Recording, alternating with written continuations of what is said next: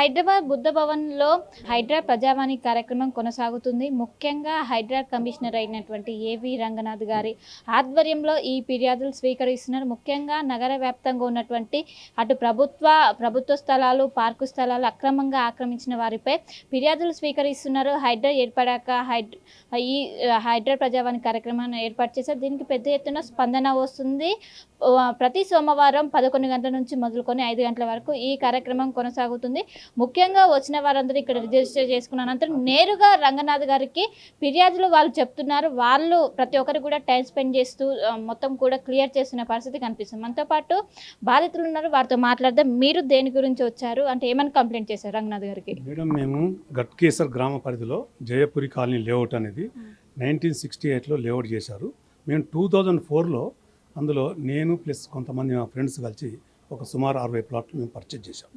వాటిని మేము వెళ్ళి మా ప్లాట్లను మేము చూసుకుందామని అంటే సరి చేసుకోవడానికి వెళ్తుంటే కూడా రామరెడ్డి అనే వ్యక్తి గట్కేసర్లో ఒక మాజీ సర్పంచ్, అతను బాబా అనే వ్యక్తి, కోల మహేష్ అనే వ్యక్తి, దుర్గారెడ్డి అనే వాళ్ళు, వీళ్ళందరూ బృందంగా ఏర్పడి అద్దురాలను తొలగించి అడ్డంగా ప్రహరీ నిర్మిస్తూ ఆ యొక్క ప్లాట్లను వాళ్ళు ఆక్రమించుకోవడానికి ప్రయత్నం చేస్తున్నారు.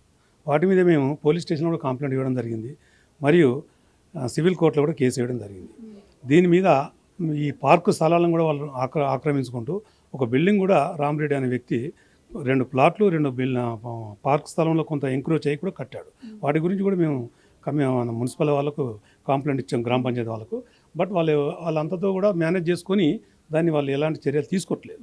అలాగే దుర్గారెడ్డి అనే వ్యక్తి రోడ్లన్నీ కూడా చెరిపేస్తూ అతను విల్లాసు కన్స్ట్రక్షన్ చేస్తున్నాడు. అలాగే కోల మహేష్ అనే వ్యక్తి ఒక విజయ్ కుమార్ అనే వ్యక్తి ద్వారా వ్యవసాయ భూమి కింద లోగడ రిజిస్ట్రేషన్ అయినటువంటి భూమిని ప్లాట్ల కింద మార్చి అవి కూడా 1వ ప్లాట్ నెంబర్ నుంచి కాకుండా మధ్యన 412, 425 ఏ ప్లాట్ ఖాళీ ఉంటే ఆ ప్లాట్ నెంబర్లు వేసుకుంటూ రిజిస్ట్రేషన్ చేస్తున్నాడు. అందులో సబ్ రిజిస్ట్రార్ కూడా భారీ మొత్తంలో లంచం ఇచ్చి ఈ రకంగా ప్లాట్లు రిజిస్ట్రేషన్ చేపించుకుంటే అతని మీద కంప్లైంట్ ఇస్తే అతన్ని కూడా సస్పెండ్ చేయడం జరిగింది. ఈ వ్యక్తులు మామూలు వ్యక్తులను మా ప్లాట్లు కొనుక్కోవాలనే ఆలోచనలకు తక్కువ ధరకే మేము ప్లాట్లు ఇస్తున్నాం అని చెప్పి మోసం చేస్తూ ఈ ప్లాట్లను రిజిస్ట్రేషన్ చేస్తున్నారు. కనుక దీని మీద ఎంతోమంది ఫర్దర్ వాళ్ళ యొక్క కూడబెట్టుకున్న సొమ్మును వాళ్ళు తెలియకుండా మోసపోతారు. దీని మీద మేము పోలీస్ స్టేషన్కు తర్వాత కోర్టు కూడా కంప్లైంట్ చేయడం జరిగింది. కేసు నడుస్తుంది. ఈ మన సీఎం రేవంత్ రెడ్డి గారు ఏర్పాటు చేసినటువంటి హైడ్రా యొక్క కమిషనర్ గారి పనితీరు చూసి మేము కూడా వీరిని అప్రోచ్ అయిదామని చెప్పి ఆ లేఅవుట్లో నాలాగా ఒక 500 మంది బాధితులు ఉన్నారు. వాళ్ళందరూ వృద్ధాప్యం ఉండడం, వివిధ కారణాల వల్ల రాలేకపోతారు. కనుక మిత్రుడు సోమయ్య గారు రిపోర్టరు, వారి ప్లాట్లు కూడా ఉన్నాయి. వారి సలహా మేరకు ఈరోజు మేము వచ్చి కంప్లైంట్ ఇవ్వడం జరిగింది. మా కంప్లైంట్ ఏంటంటే ఆ యొక్క ప్లాట్లలో ఉన్నటువంటి పార్కులను హద్దురాళ్ళు ఏర్పాటు చేసి పార్కు స్థలాన్ని కాపాడాలి.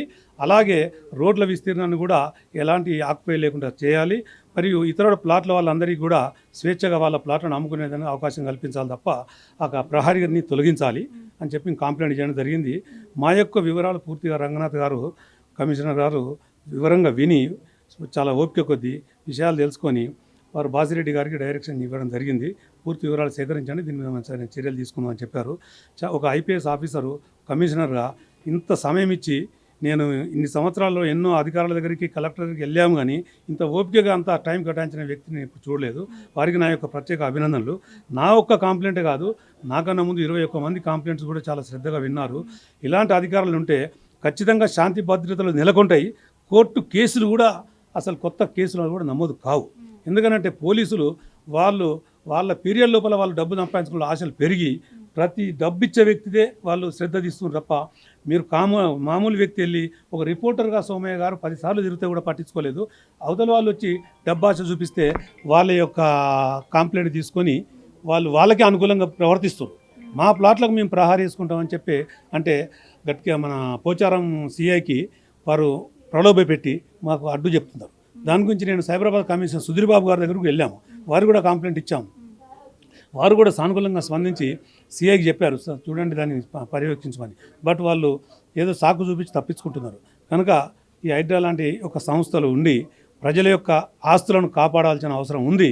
అలాగే చెరువులు, కుంటలు ఇలాంటి ఎఫ్టీఎల్ ఏరియాలో కూడా కన్స్ట్రక్షన్ చేసుకుంటూ పేద ప్రజలకు తక్కువ రేటుకు చూపించి అమ్మేస్తే ఆ తర్వాత ఈ హైడ్రాలు వచ్చి కూలగొడుతుంటే వాళ్ళ ఆస్తి పోగొట్టుకుని బాధపడతారు.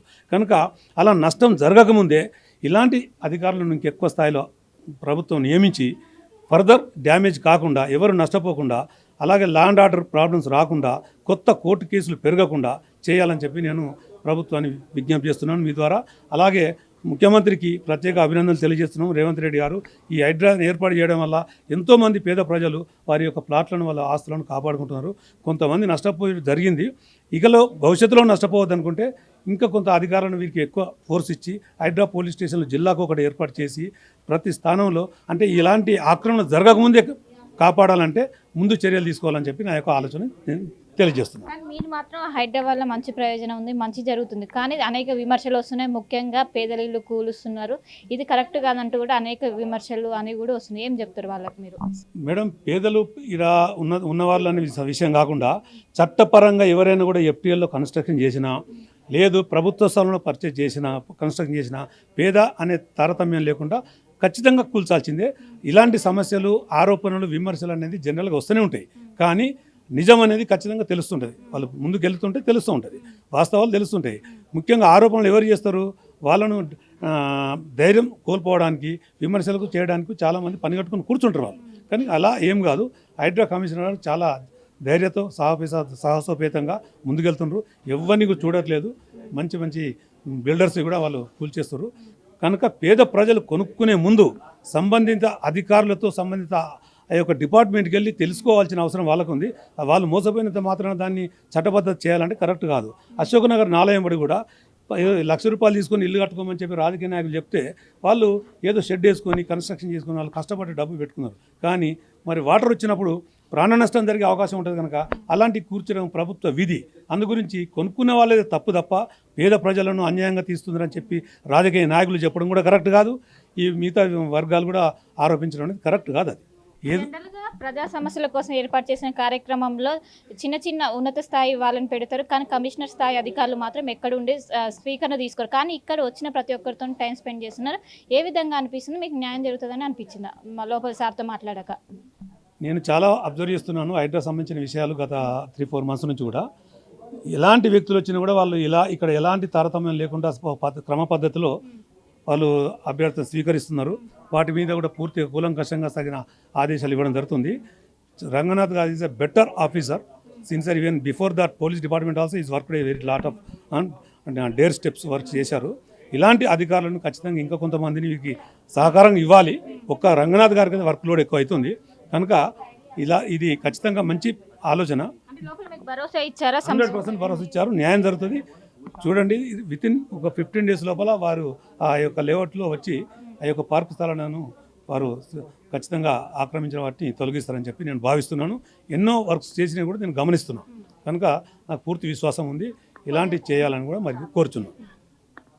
సో మొత్తం మీద బుద్ధ భవన్లో హైడ్రా ప్రజావాణి కార్యక్రమం అనేది కొనసాగుతుంది. ముఖ్యంగా నగర వ్యాప్తంగా ఉన్నటువంటి అటు పార్కులు కావచ్చు, అదేవిధంగా ప్రభుత్వ స్థలాలను ఎవరైతే ఆక్రమించారో వాళ్ళ నుంచి ఫిర్యాదులు తీసుకుంటారో, ఎవరైతే స్థానికులు ఇబ్బంది పడుతున్నారో వాళ్ళ నుంచి ఫిర్యాదులు నేరుగా ఏవి రంగనాథ్ గారు తీసుకుంటున్నారో, అనంతరం వాటిపైన వెరిఫై చేసి అక్కడ ఏదైతే గ్రౌండ్ లెవెల్కి వెళ్ళి నిజంగా ఇక్కడ జరిగింది వాస్తవమా కాదని తెలుసుకున్న అనంతరం వాళ్ళపైన యాక్షన్ తీసుకుంటున్నారు. ఇంకోవైపు కావాలని విమర్శలు చేస్తున్నారు. ఏవి రంగనాథ్ గారు చాలా మంచిగా చేస్తున్నారు. ముందు భవిష్యత్తే లక్ష్యంగా ఈ విధంగా చేస్తున్నప్పటికీ ఇలా విమర్శలు చేయడం ఏమాత్రం కరెక్ట్ కాదు. ఇదే తెలంగాణ ప్రభుత్వం తీసుకున్నటువంటి ఒక ప్రతిష్టాత్మకమైన నిర్ణయం. దీన్ని అందరూ ఆహ్వానించాలి హైడ్రాదని కూడా ఒకవైపు బాధితులు మనతో పాటు చెప్తున్నారు. కెమెరా పర్సన్ శివతో కలిసి శిల్ప ఆర్టీవీ హైదరాబాద్. మరిన్ని వీడియోస్ కోసం ఛానల్ ని సబ్స్క్రైబ్ చేయండి. లేటెస్ట్ అప్డేట్స్ కోసం వాట్సాప్ ఛానల్ ని ఫాలో అవ్వండి. ఆ లింక్ డిస్క్రిప్షన్ లో ఉంది.